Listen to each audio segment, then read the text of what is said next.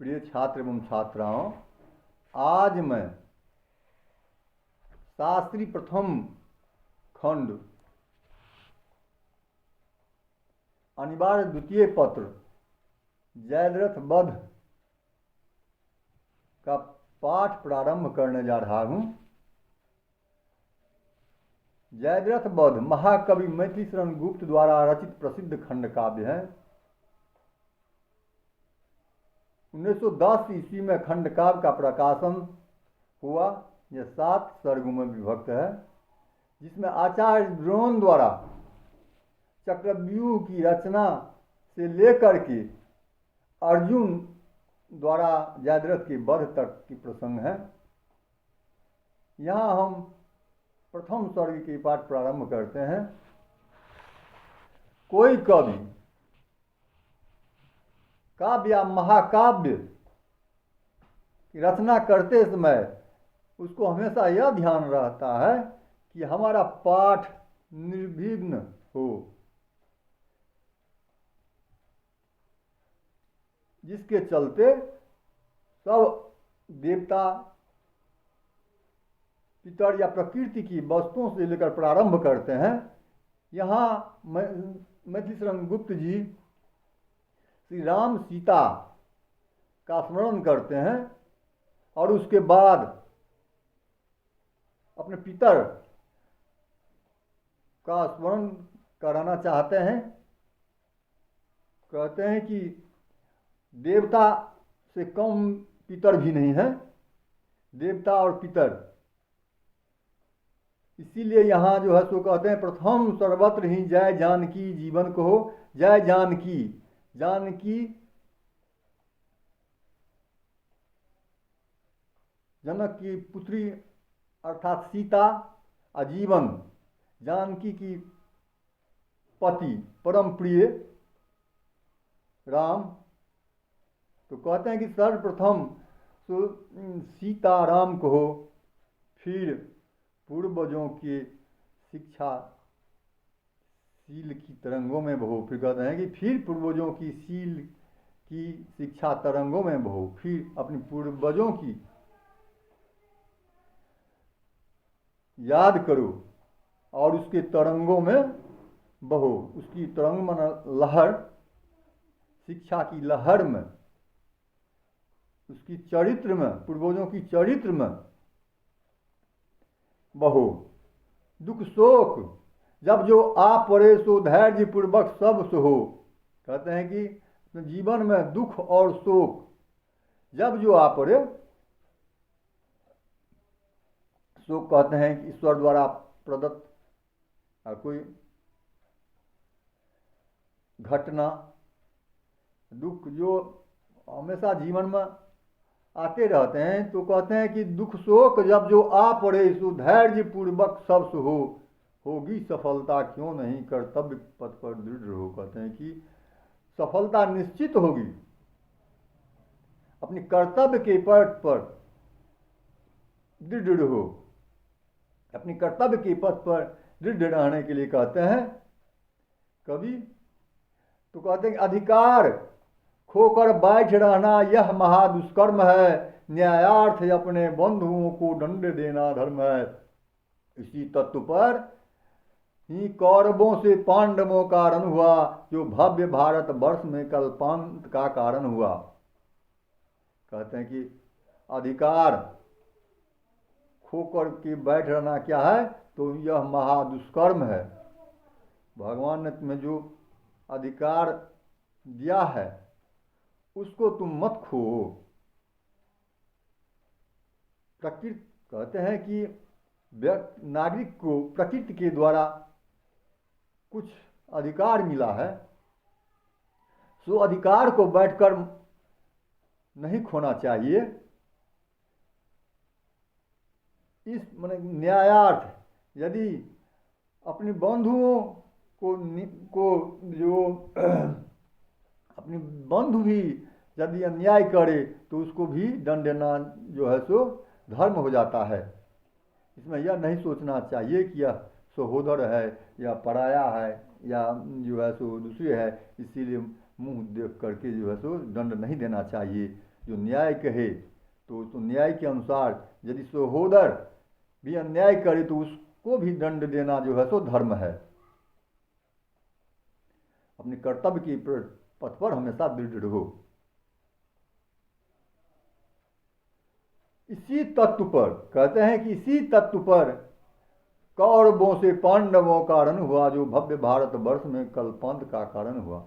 इसी तत्व पर, इसी कारण से कौरवों से पांडवों का रण हुआ, युद्ध हुआ।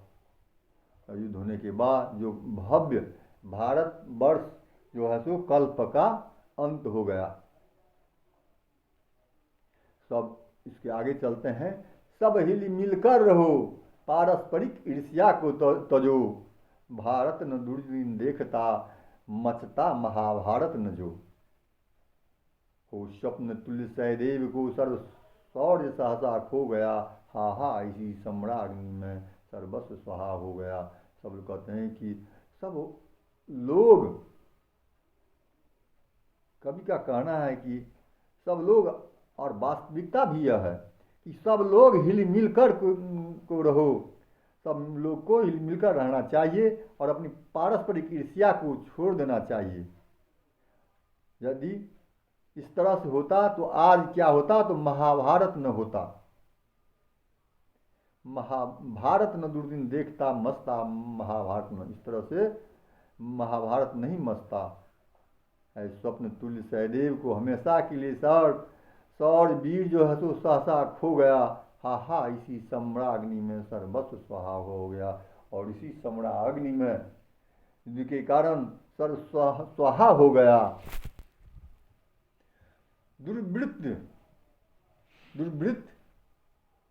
बूढ़े चरित्र वाला, दुर्वृत्त दुर्योधन ने जो सठता सहित हठठानता, प्रेम पूर्वक कौरवों को मान्यता को मानता, तो डूबता भारत न यो रण रक्त पारावार में, एक पापी ले डूबता नाव के मझधार में। कहते हैं कि बूढ़े चरित्र वाले दुर्वृत्त, बूढ़े चरित्र वाले दुर्योधन ने जो सठता सहित हठठानता और प्रेम पूर्वक पांडवों को जो कहना था, पांडवों को मान्यता को मानता और प्रेम पूर्वक पांडवों को जो कहना था तो मान जाता, तो डूबता महाभारत, क्या तो डूबता न भारत रण रक्त पारावार में, रण खून की समुद्र में, युद्ध रूपी खून की समुद्र में ये भारत नहीं डूबता और ले डूबता है एक पापी नाव को मझधार में। और एक पापी के द्वारा नाव को मझधार मध्य सागर में ले डूबता है, युद्ध रूपी मध्य सागर में जाकर के डुबो देता है। हाँ, बंधुओं से ही करों से बंधुगण मारे गए, हा तात से शिशु से गुरु हट सा संहारे गए। इच्छा रहित भी वीर पांडव रन हुए रत में हो, रत हुए रन में हो, कर्तव्य की बस विज्ञ जन क्या क्या नहीं करते कहो। कहते हैं कि हाँ, बंधुओं के हाथ से ही बंधुगण मारे जाते हैं युद्ध में।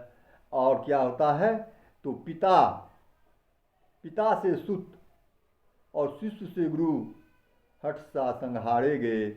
इच्छा रहित, इच्छा नहीं था वीर पांडव रण हुए रथ में हो, रण युद्ध करने का कोई इच्छा नहीं था, किंतु कर्तव्य की बस में विघजन क्या क्या नहीं करते हो, क्या क्या नहीं कर सकता है विघजन। यह अति अपूर्व कथा यहाँ ध्यान देने योग्य है, जिस विषय से संबंध है वह जान लेने योग्य है। अतएव कुछ आभास इसका है दिया जाता यहाँ, अनुमान थोड़े से भूत का है किया जाता यहाँ। कहते हैं कि जी कहते हैं अपने काव्य में जो यह अपूर्व कथा जो है सो यहाँ जो सो ध्यान देने योग्य है। जो पद लिखे हैं यह तो क्या है, तो अपूर्व है, या इसको ध्यान देना आवश्यक हो जाता है। और जिस विषय से संबंध है वह जान लेने योग्य है, और जिस विषय से संबंध है वह जानने योग्य है। अतएव कुछ आभास इसका है दिया जाता यहाँ, अनुमान थोड़े से बहुत का है किया जाता यहाँ। और कहते हैं कि इसका बहुत कुछ आभास दिया जाता है और अनुमान भी यहाँ बहुत किया जाता है। रणधीर, आगे बढ़ते हैं। रणधीर द्रोणाचार्य कृत दुर्भेद्य चक्रव्यूह को, सशास्त्र सज्जित ग्रथित विस्तृत सूर वीर समूह को, जब एक अर्जुन के बिना पांडव न भेदन कर सके, तब बहुत ही व्याकुल हुए सब यत्न करके थके। कहते हैं कि रणधीर द्रोणाचार्य द्वारा चक्रव्यूह की रचना करने के बाद सशास्त्र सज्जित ग्रथित विस्तृत शूरवीर समूह को, कहते हैं कि जो द्रोणाचार्य के द्वारा चक्रव्यूह की रचना के बाद जब एक अर्जुन के बिना वो भेदन नहीं कर सके, कोई दूसरा भेदन नहीं कर सकते थे, तब क्या हुआ, तो अभिमन्यु बहुत ही व्याकुल होकर के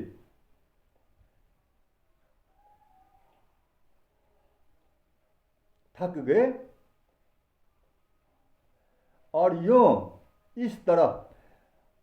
इस तरह देख करके चिंतित उन्हें धर ध्यान समरूत कर्ष का वह वीर अभिमन्यु प्रस्तुत हुआ। अभिमन्यु रन को सूर खोड़स वर्ष का।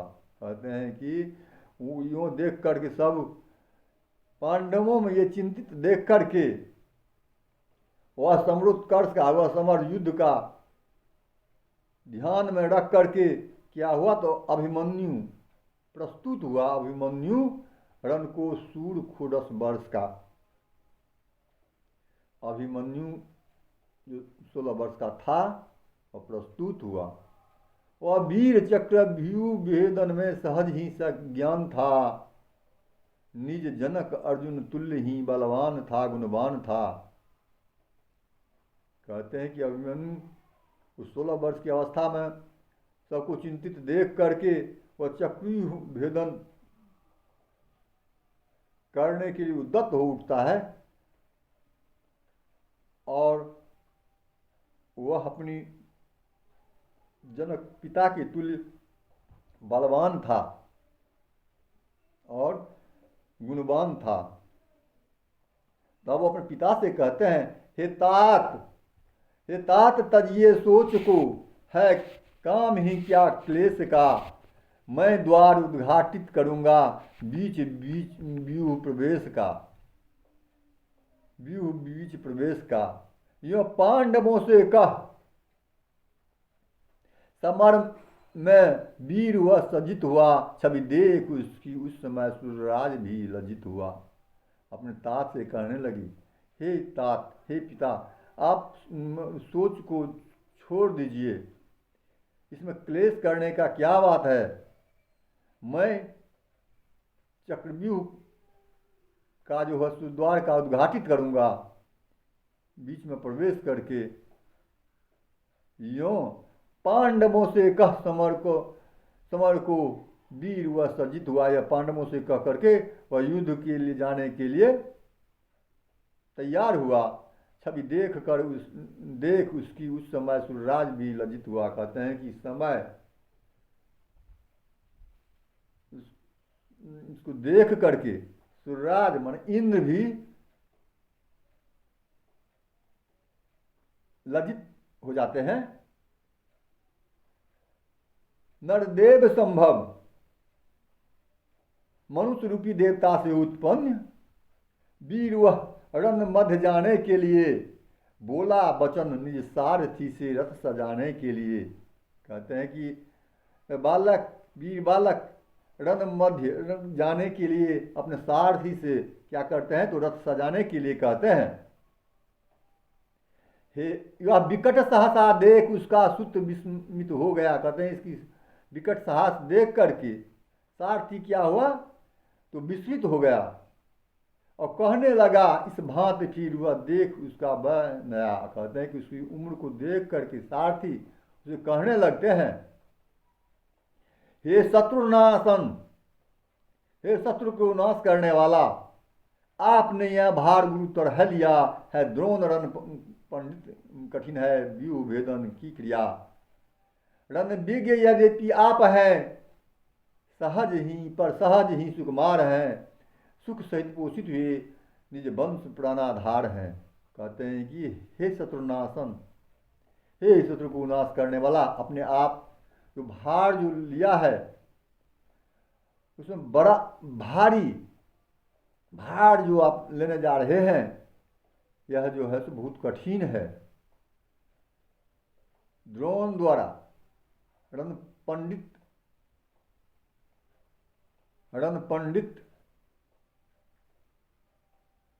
कहते हैं निपुण, कहते हैं कि द्रोण द्वारा निपुण जो चक्रु भेदन जो है बहुत ही कठिन है। यद्यपि रणविज्ञ, यद्यपि आप हैं, लेकिन आप रणविज्ञ, रण में जो है सो विज्ञ है, विद्वान है।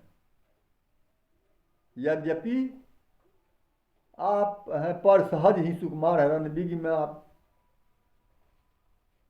ठीक है, लेकिन आप बहुत सुकुमार हैं। सुख सहित पोषित हुए हैं, कहते हैं सुख से आप जो है सो पालन हुए हैं आप, लेकिन अभी जो है सो अपने वंश का क्या है तो प्राणाधार है। सुन सारथी को यह विनय वचन, बोला वचन यह वीर्यों। करता घनाघन गगन में निर्घोष अति गंभीर्यों। हे सारथे, है द्रोण क्या देवेंद्र भी आकर अरे। है खेल क्षत्रिय बालकों को व्यूह भेदन कर रहे। कहते हैं कि जब सारथी का यह वचन सुन करके क्या क्या तो फिर अभिमन्यु बोलने लगते हैं, हे सारथी,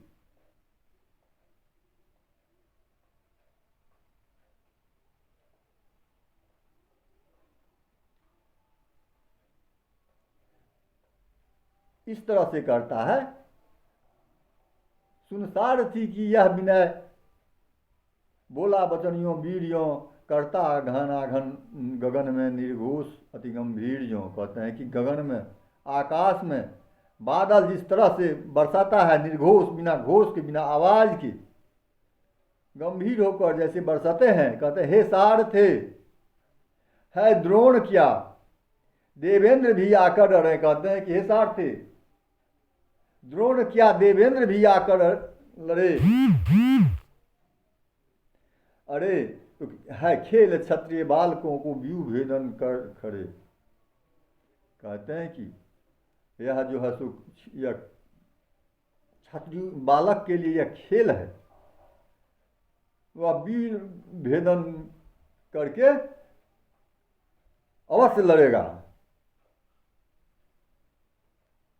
श्री राम के है मेघ से अपमान अपना मान के। मख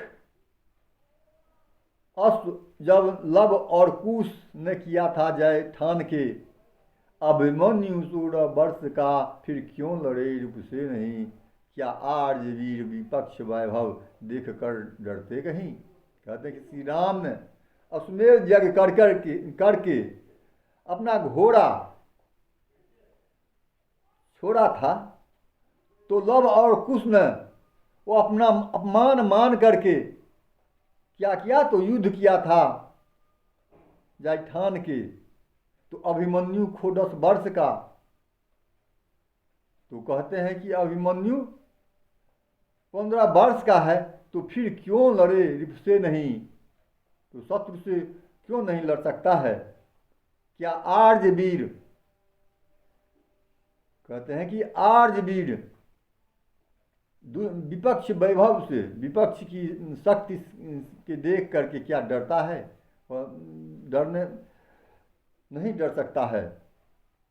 उच्च कुल में उत्पन्न, आर्य मन उच्च कुल में उत्पन्न वीर क्या विपक्ष से देखकर, विपक्ष की शक्ति को देखकर डरेगा?